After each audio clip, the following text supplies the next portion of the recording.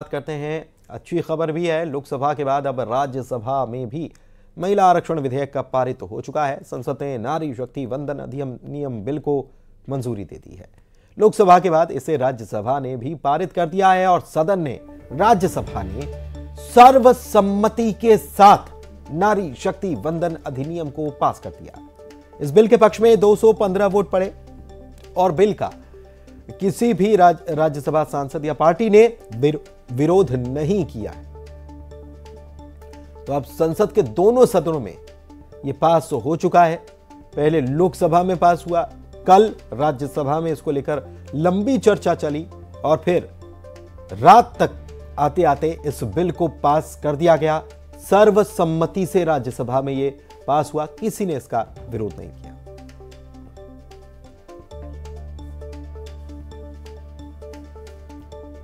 तो दोनों ही सदनों में यह पास हो चुका है। अब इसे कानून बनाने के लिए कवायद जो शुरू होगी, हालांकि अभी इसमें वक्त है। पहले सेंसस पता किया जाएगा, चुनाव के बाद इसकी प्रक्रिया शुरू होगी। और राज्यसभा में गुरुवार को प्रधानमंत्री नरेंद्र मोदी को उनके जन्मदिन की बधाई दी गई। सभापति जगदीप धनखड़ ने महिला आरक्षण बिल पर मतदान के दौरान कहा कि इस विधेयक को पारित करने का समय यह सुखद संयोग है कि आज ही प्रधानमंत्री का जन्मदिन है। भारतीय पंचांग तिथि गणना के अनुसार प्रधानमंत्री का आज जन्मदिन है और मैं उन्हें जन्मदिन की बधाई देता हूं। इसके बाद सत्ता पक्ष और विपक्ष के सदस्यों ने मेज थपथपाकर प्रधानमंत्री को उनके जन्मदिन की बधाई दी है। इस दौरान प्रधानमंत्री ने अपने दोनों हाथ जोड़कर सभापति और सभी सदस्यों के प्रति आभार जताया। हालांकि अंग्रेजी तारीख के अनुसार पीएम मोदी का जन्मदिन 17 सितंबर को था, लेकिन हिंदू तिथि के अनुसार जो है उनका जन्मदिन कल रहा।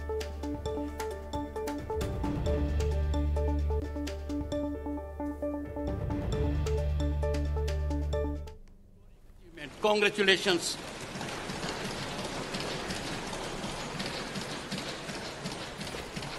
Honorable members, it is only a coincidence. मन कंचन है, यह संयोग ऐसा है। हिंदू रीति विधि के अनुसार माननीय प्रधानमंत्री जी का आज जन्मदिन भी है।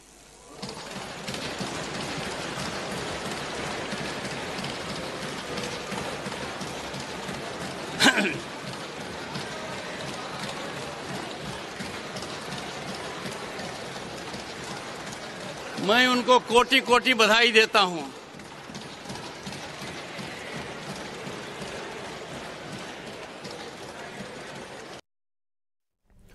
और इधर राज्यसभा में महिला आरक्षण बिल पास होने पर प्रधानमंत्री मोदी ने ट्वीट किया है और सभी दलों के सांसदों को धन्यवाद किया है। उन्होंने अपने ट्वीट में लिखा है कि सभी राज्यसभा सांसदों का शुक्रिया और उन सभी राज्यसभा सांसदों को धन्यवाद देता हूं जिन्होंने नारी शक्ति वंदन अधिनियम के लिए वोट किया।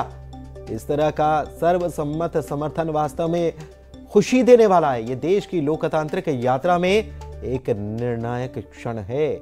इसके लिए 140 करोड़ भारतीयों को बहुत बहुत बधाई।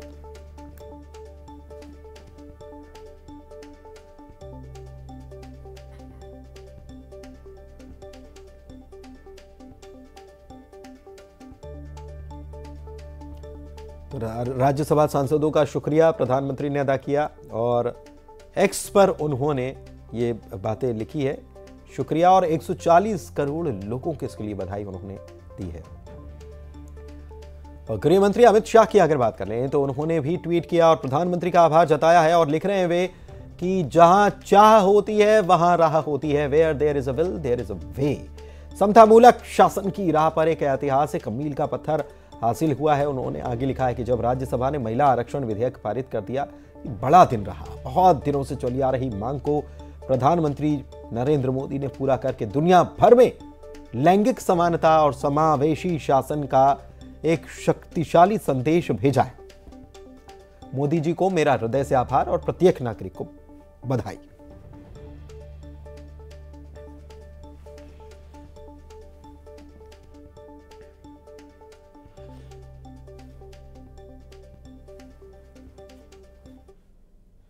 चलिए बात मुख्यमंत्री शिवराज सिंह चौहान की कर लेते हैं। तो आज उज्जैन जाने वाले हैं। उज्जैन का दौरा मुख्यमंत्री का रहने वाला है और यहाँ पर सौगात देने का काम करेंगे। अन्न क्षेत्र जिसकी लागत 27 करोड़ रुपए के आसपास बताई जा रही है, उसकी सौगात वे देने वाले हैं, उसका लोकार्पण करने वाले हैं। महाकाल अन्न क्षेत्र ये तैयार किया गया है और इसके लिए मुख्यमंत्री यहाँ पर पहुँचेंगे। इसके अलावा आपको बता दें कि यहाँ से जनता से मुलाकात करने वाले हैं, जनदर्शन उनका होने वाला है, जनता के बीच जाने वाले हैं। रथ पर सवार होकर मुख्यमंत्री निकलते भी हैं। इसके साथ ही साथ यहाँ पर 1000 करोड़ रुपए के आसपास की सौगात मुख्यमंत्री शिवराज सिंह चौहान देने वाले हैं। उज्जैन की जनता को जो विकास के कार्य हैं उनका लोकार्पण और शिलान्यास मुख्यमंत्री के हाथों होना है। तो आज उज्जैन का दौरा मुख्यमंत्री का रहने वाला है। और महत्वपूर्ण कार्यक्रम की अगर बात की जाए तो महाकाल जो अन्न क्षेत्र तैयार किया गया है, इसकी लागत 27 करोड़ रुपए आई है। इसका लोकार्पण मुख्यमंत्री के हाथों होना है और लोगों को संबोधित भी मुख्यमंत्री यहां पर करने वाले, जनता को संबोधित करेंगे, लोगों के बीच जाएंगे, आशीर्वाद मुख्यमंत्री लेने वाले हैं। चुनाव सामने है, लिहाजा मुख्यमंत्री जनता के बीच पहुंच रहे हैं लगातार।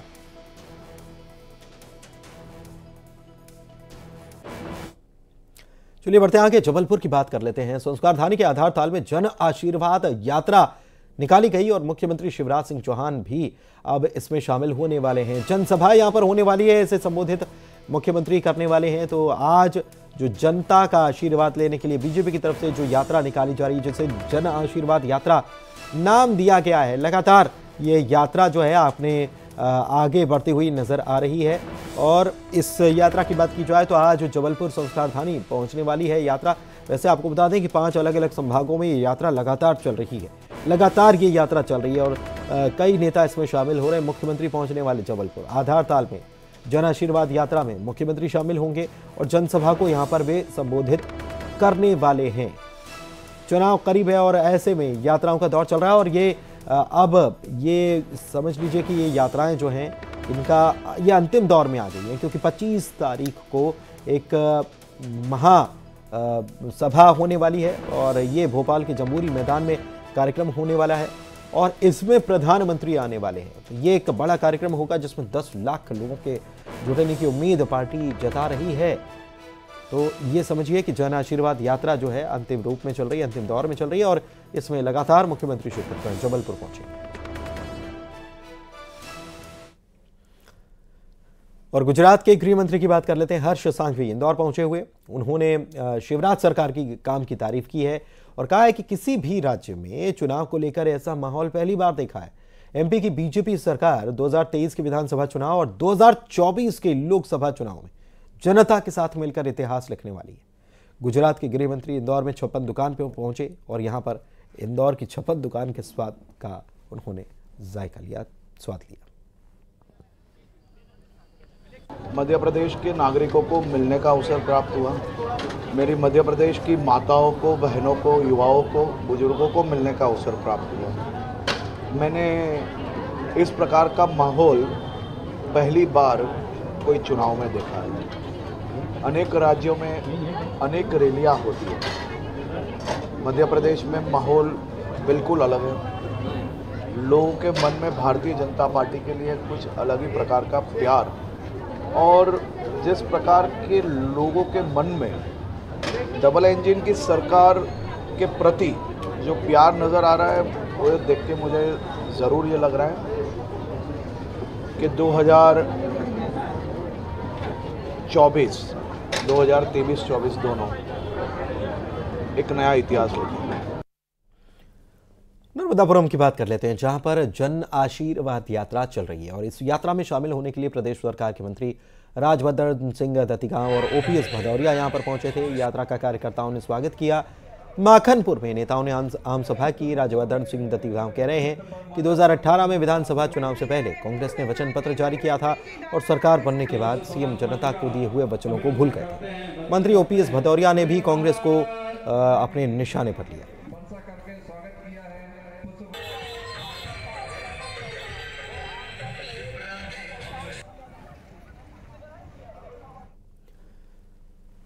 चलिए बालाघाट की बात कर लेते हैं। प्रदेश कैबिनेट मंत्री गौरीशंकर बिसेन और आयुष मंत्री रामकिशोर कावरे परसवाड़ा इलाके में लोकार्पण के लिए पहुंचे थे। बताएं कि दोनों नेताओं ने 57 करोड़ के निर्माण कार्यों का लोकार्पण किया। इसके साथ ही जिला सहकारी केंद्रीय बैंक मर्यादित शाखा लामता के लिए भूमि पूजन किया गया। 7 करोड़ 99 लाख रुपए की लागत से नवनिर्मित महाविद्यालय भवन का भी लोकार्पण कर दिया गया। कार्यक्रम को संबोधित करते हुए रामकिशोर कावरे ने कहा कि मुझे अपने चुनकर आपने भेजा है और काम करने के लिए मौका दिया है, उसी का परिणाम है कि इस क्षेत्र के लिए इतना कुछ कर पाया।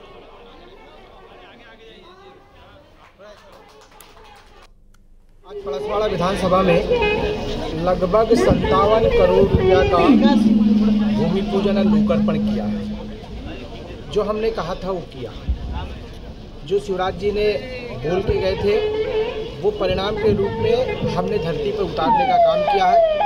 आपके ध्यान में आज सब लगातार आप हमारे साथ में चल रहे हैं। हम लामता में एक आधुनिक तरीके से जो नए ज़माने के हिसाब से सारी सुविधा रहित कॉलेज होना चाहिए, उसका भवन हमने देने का काम किया। लगभग 42 करोड़ रुपया हमने लामता परिक्षेत्र में रोड के लिए हमने 19 करोड़ रुपया लामता से छिंदलई का दिया है। हमने लामता परिक्षेत्र में 10 लाख रुपया भवन के लिए दिए, 50 लाख रुपया हमने बैंक के लिए दिया। ऐसा 52 करोड़ रुपया हमने वहाँ लगभग 42 करोड़ रुपया लगभग दिया।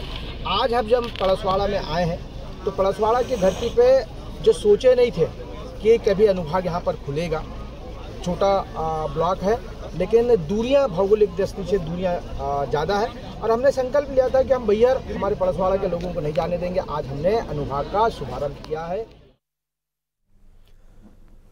और श्योपुर से खबर है जहां पर भू माफियाओं ने कई सरकारी जमीन अपने नाम करवा रखी है। इस पर जिला के कलेक्टर संजय कुमार ने एक चेतावनी वीडियो सोशल मीडिया पर शेयर कर दिया है। आपको बताएं कि वीडियो में भू माफिया को ये हिदायत दी गई है, कलेक्टर की तरफ से कहा गया है कि आप कहीं से भी हों, चाहे हरियाणा से हों, पंजाब से हों, दिल्ली हों या फिर किसी राज्य से हों, इस तरह के काम को बंद कर कीजिए, नहीं तो इस पर बड़ी कार्रवाई की जाएगी। इस मामले में कई राज्यों के लोगों की भूमिका बताई जा रही है। सूचना मुझे मिली थी गोपनीय। श्योपुर में पिछले 2 महीने में हमने देखा है, हमारा अनुभव ये कहता है, जो जन सुनवाई में लोग आते हैं और तमाम माध्यमों से, कि यहाँ पे राजस्व रिकॉर्डों में काफ़ी हेर फेर की गई है। इसमें हमारे राजस्व अधिकारी भी शामिल रहे हैं, पटवारी भी शामिल रहे हैं, गांव के लोग भी रहे और कुछ लोग तो बाहर के रहे। मुझे हैरत है इस बात को शेयर करते हुए कि कुछ लोग दिल्ली से, हरियाणा से, पंजाब से आ कर के और यहाँ पे पट्टे बनाए, जिनका यहाँ से कोई वास्ता नहीं है। अपने बच्चों के नाम से पट्टे यहाँ पे दर्ज हैं उनके, जो गांव में कभी नहीं आया और न रहता है आज के डेट में। अब आज ऐसे लोग उनके नाम, अपने नाम से जो दर्ज पट्टे है, उसको बेचने के लिए यहाँ पे फितरत करते हैं कि वो सरकारी ज़मीन बेच करके निकल जाएं। मैं ऐसे सारे लोगों को हिदायत देता हूँ। चलिए बढ़ते आगे और खबर सीहोर से, जहां पर 17 दिन से लगातार कृषि उपज मंडी के गेट पर हड़ताल के चलते ताला लगा हुआ है और इसकी वजह से नीलामी का काम ठप है। किसान बेबस हो गए हैं और हड़ताल के खत्म होने का इंतजार कर रहे हैं। मंडी में हड़ताल है और मंडी कर्मचारी अपनी मांगों को लेकर अड़े हुए हैं कि जब तक उनकी मांग पूरी नहीं होगी मंडी का गेट नहीं खोला जाएगा, ताला नहीं खोला जाएगा। और दूसरी तरफ किसान अपनी फसल को लेकर परेशान है कि वो फसल कहां लेकर जाएं, नीलामी नहीं हो पा रही। श्योपुर के कनापुर गांव में बुजुर्ग महिला के ब्लाइंड मर्डर की गुत्थी को पुलिस ने सुलझा लिया है। पुलिस ने बुजुर्ग महिला की हत्या करने वाले आरोपी को गिरफ्तार कर लिया है। ग्रामीणों की इत्तला पर पुलिस को खबर मिली थी। ग्रामीणों ने पुलिस को बताया था कि महिला अपने घर पर अकेली रहा करती थी और उसकी संतान भी नहीं थी। मृत अवस्था में महिला मिली। उसके कानों में जो 6 सोने की बालियां थी उसे कोई निकाल कर लेके आया। पुलिस को पोस्टमार्टम रिपोर्ट में पता चला कि महिला की मौत गला दबाने से हुई है। इसके बाद पुलिस जांच में जुट गई।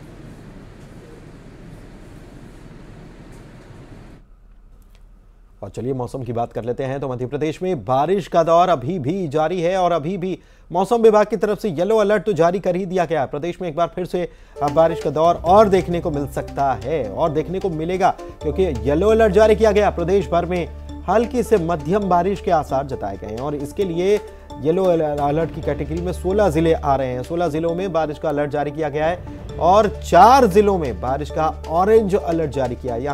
यानी कि यहां पर भारी बारिश हो सकती है, लेकिन येलो अलर्ट की जो बात है वहां कम मध्यम बारिश यहां पर दर्ज की जाएगी। और वासु चौरे हमारे संवाददाता हमारे साथ मौसम का हाल बताने के लिए जुड़े हुए हैं और मौसम विभाग की तरफ से क्या अपडेट दिया गया उसको भी जानते हैं वासु से। वासु, जल्दी से बताइए मौसम का हाल, किन जिलों के लिए ऑरेंज अलर्ट है, किन जिलों के लिए येलो अलर्ट जारी किया गया मौसम विभाग की तरफ से। निश्चित तौर पर देखिए, मध्य प्रदेश में लगातार अच्छी बारिश का दौर जो है वो सितंबर के महीने में देखने को मिल रहा है और एक बार फिर से अब बारिश का दौर जो है वो शुरू हो गया। पिछले 2-3 दिनों की अगर बात करें तो मध्य प्रदेश में ज्यादा रेनफॉल एक्टिविटी नहीं हुई थी, लेकिन आज एक बार फिर से कई जिलों में मौसम विभाग ने ऑरेंज अलर्ट बारिश का जारी किया है, तो कहीं कहीं येलो अलर्ट भी है। और आज सुबह से राजधानी भोपाल में भी लगातार बादल बरस रहे हैं। उम्मीद है कि ये जो बारिश है इससे जो कोटा पिछड़ गया था, सामान्य बारिश का पूरा नहीं हो पाया था, वो पूरा हो जाएगा और किसानों को खेतों में सिंचाई के लिए पर्याप्त पानी जो है वो उपलब्ध हो जाएगा। इसके अलावा जो बांध और जो वाटर रिसोर्सेस अब भी मध्य प्रदेश में खाली हैं वो एक बार फिर से रिचार्ज हो सकेंगे, ताकि आने वाले समय में जल संकट ना गहराए। बंगाल की खाड़ी में बनने सिस्टम के चलते ये बारिश हो रही है। जी चलिए, बहुत शुक्रिया वासु आपका इस जानकारी के लिए। मौसम का हाल वासु हमें बता रहे थे और इसी के साथ इस बुलेटिन में भी फिलहाल इतना ही, लेकिन खबरें लगातार जारी है न्यूज़ 18 मध्य प्रदेश छत्तीसगढ़ पर। आप कहीं मत जाइए, बने रहिए।